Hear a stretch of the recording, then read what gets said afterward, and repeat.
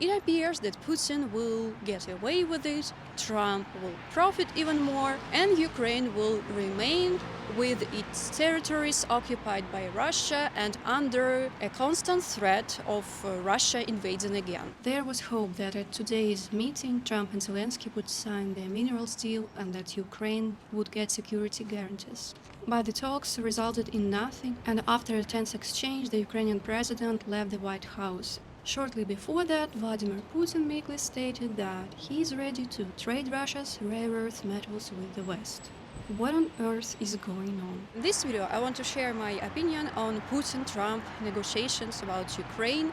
I will tell you what people say in Russia, what the most aggressive war supporters think about it. Also, we will visit a demonstration in support of Ukraine here in Tbilisi. And I will answer the question whether it was right for me to leave Russia 2 years ago. Maybe now I can go back. Anyway, let's start. So after watching this video, I honestly felt sick and outraged. I felt so sorry for Volodymyr Zelensky and for the ambassador of Ukraine. She looked like if she cried or was embarrassed by Trump. How could Trump and Vance speak about diplomacy when they themselves were a disgrace to diplomacy by attacking Zelensky like schoolyard bullies? I must say that Zelensky behaved with dignity and bravery, trying to express his position and arguing with Trump.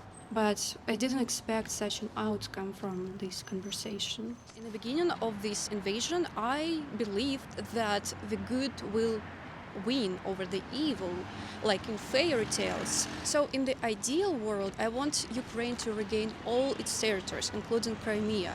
Putin, his elites and war commanders, I want to be arrested and convicted as war criminals. But most likely it's going to be the opposite. The conflict will be frozen like between the North and South Koreas, and Europe will live under threat, fearing that Russia would attack again. By the way, right now, these days, when Putin meets with Trump and Trump meets with Zelensky, still Russia bombs Ukraine, killing people. Now there is no real sign that Russia prepares to end its military actions, because on the contrary, the government is raising salaries for contract soldiers, and they offer huge sums to people in the poor regions. And if not for this contract, these people would never see such money in their hometown on a regular job. I don't justify them, but I think it was so cruel and cynical and genius on the side of the government to create this all, sending poor people from villages to the war while rich Moscow lives in peace. We don't know the full picture now, and I hope that the possible peaceful agreement leads to demobilization. But I really hope that Trump will do something so that at least killings will stop. And to ensure peace, there must be strong security guarantees for Ukraine. Other important conditions of this future agreement must include the release of Ukrainian prisoners of war and civilians, including children. Additionally, I want to see Russia freeing its political prisoners. So how Russians are reacting to this? Anyway, people cannot influence the government's decision. They will welcome the war ending, and it will feel like a weight of their shoulders. But of course, the government will try to sell it as a great victory. We reclaimed our historical lands, and now we are the world power again. Political scientist Ekaterina Shulman says that in the first 6 months after this so-called victory, people will be in euphoria in Russia, but after that, they will start asking questions. What our soldiers died for? And I want to believe that at that crucial moment, Russian citizens will not fall into resentment and the desire to attack again. Instead, I hope it will lead to reflection on this war, turning people against Putin and making them acknowledge it was a mistake, just as Germany did. It is the general mood, but then there is a vocal minority, the most pro-war Z ultra-patriots. And now they are furious about the possible agreement because, of course, they want to take over all the regions of Ukraine. They feel that Kremlin has betrayed them and bowed to the United States. It makes me laugh to see them crying in their Telegram channels. 2023, Putin explained how the West wanted to dismantle Russia. 2025, Putin announced his readiness to offer foreigners mineral projects. It seems that with the transfer of power from one Putin to another, not only are the term limits reset, but also memory itself. A friend works at a printing house. It seems that things are really bad, and Western brands are actually coming back. What the hell? What was the point of all this? Damn it. As for the people with the anti-war position, including myself, I want to show you what I saw at the demonstration. So today is the 24th of February, 3 years after the full invasion of Ukraine beginning. I have to say that today there are fewer people than it was on the same date last year and in 2023. Probably it's because many Russian citizens already moved out of Georgia to other countries. And also people are just tired. And given the news, many people just give up. But I don't think that it is a problem that there are fewer people. It's not the main thing. It's still important that we gather and that there are people who support Ukraine. Judging by how the situation is unfolding, victory is not yet close, but victory will definitely come. Regimes like Putin's should not exist in the 21st century.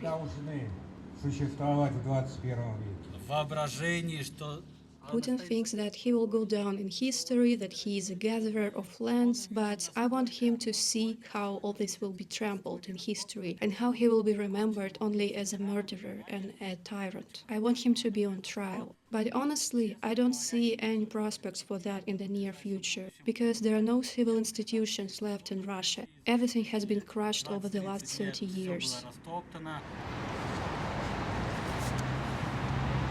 And it's funny how state media, the only one allowed in Russia, used to make America its scapegoat. It's our main enemy. There are biolabs in Ukraine made by the United States. They want to destroy our country. Now all the countries imposing sanctions are the Third Reich, plus the US, the UK and Canada. And we are causing 95% total damage to America. America no longer exists.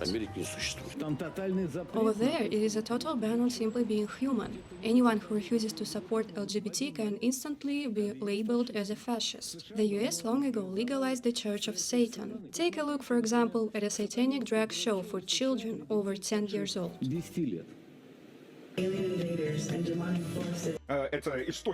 America is the source of the global terrorism. They created both Islamic terrorism in Afghanistan and those Nazis in Ukraine. We were always shown our place, and in the end, this would have led Russia to be downgraded to the status of a secondary state, serving only as a raw material supplier, with a significant loss of sovereignty. And they kept preaching about Russia's sovereignty, we must not succumb to America. But what we see now... By the way, we would have been willing to offer to our American partners as well. So much for sovereignty. Now, in general, our relations with America have always been quite good. The first conversation between the leaders of Russia and the US in this new era was nothing short of a political earthquake for Europe. Great idea. Why not create a military coalition between Russia and America and just divide Europe to hell? With Americans, with the current Americans, in terms of values, we actually understand each other pretty well. And now probably they will restore embassy operations, and again, I don't know what it means, because a couple of videos ago I told you about the exchange program that enabled me to go to America for 2 semesters, and this program was funded and organized by the American councils.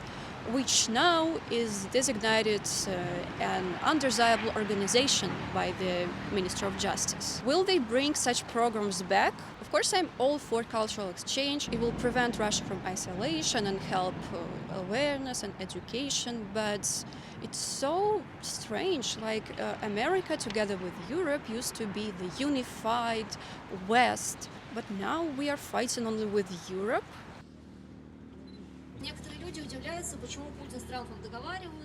Some people are surprised why Putin and Trump negotiate something without Ukraine's involvement, why they're kissing up to each other. Because Trump is essentially Putin. He shares the same values, worldview, and goals. Right now, it is a clash of values. Of course, none of us can defeat Putin as such, but each of us can defeat the Putin within ourselves by rejecting Nazism, racism, misogyny, homophobia, transphobia, ableism, and so on. This is what we have to do.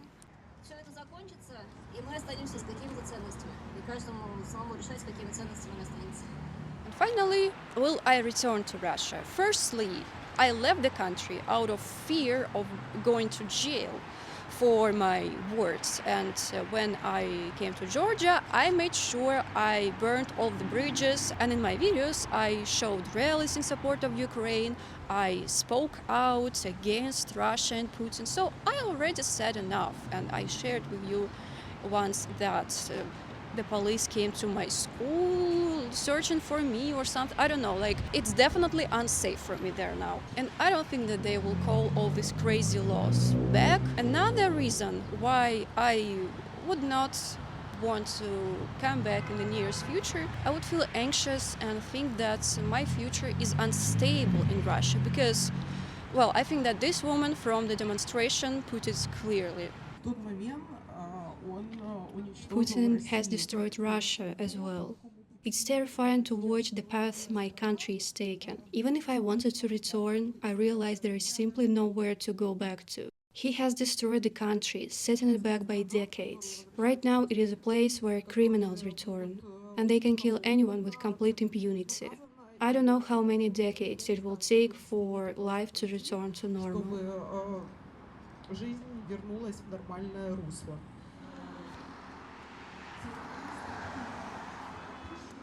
So this was my video about this important and difficult topic.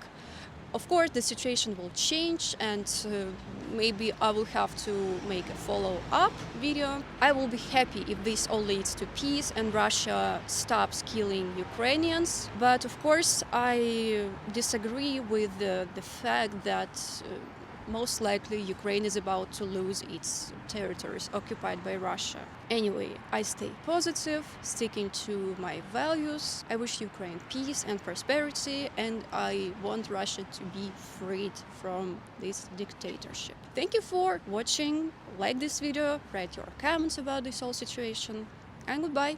Пока-пока.